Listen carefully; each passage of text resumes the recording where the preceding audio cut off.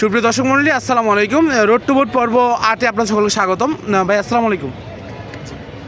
আগামী ত্রয়োদশ জাতীয় সংসদ নির্বাচনে এমপি হিসাবে ভাই কেমন প্রার্থীকে দেখতে চাচ্ছেন? আসলে আমরা এমপি হিসেবে এমন একজন প্রার্থীকে চাই যিনি হচ্ছেন আমাদের জনপ্রতিনিধিত্ব করবেন। এমন প্রার্থীকে আমরা দেখতে চাই না যিনি নির্বাচনে ইশতেহারে এত উন্নয়নের ফুল ঝুড়ি দিয়ে বাস্তবে আসলে তিনি কোনো কিছুই পূরণ করবেন না। আমরা বিগত সময়গুলোকে দেখেছি, যিনি এমপি প্রার্থী হয়েছেন তিনি নির্বাচনে জয়লাভের পরে বিভিন্ন বাস স্টেশন, টেম্পো স্টেশন, রিক্সার স্টেশন সহ মার্কেট, ফুটপাথ থেকেও চাঁদাবাজি করেছেন। আমরা আসলে এরকম এমপি প্রার্থী দেখতে চাই না। আমরা এমন একজন এমপি প্রার্থী দেখতে চাই যিনি এই আসনের তারুণ্যের প্রতিনিধিত্ব করবেন। তরুণদের যে বেকারত্ব সেটাকে লাঘব করার জন্য তিনি কাজ করবেন। এছাড়াও আরও আমরা একটা এমপি প্রার্থীর মধ্যে আরেকটা বিশেষ গুণ দেখতে চাই, যিনি আইনের প্রতি শ্রদ্ধাশীল হবেন। আমরা দেখি যে যেই দলের প্রার্থী বিজয়ী হয় তিনি তার বিরোধী দলের প্রার্থীদেরকে মামলা হামলা দিয়ে নানানভাবে হয়রানি করে। আমরা এরকম কোনো প্রার্থীকে দেখতে চাই না।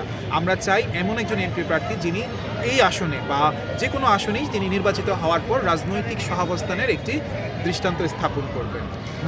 জি, ধন্যবাদ ভাই আপনাকে।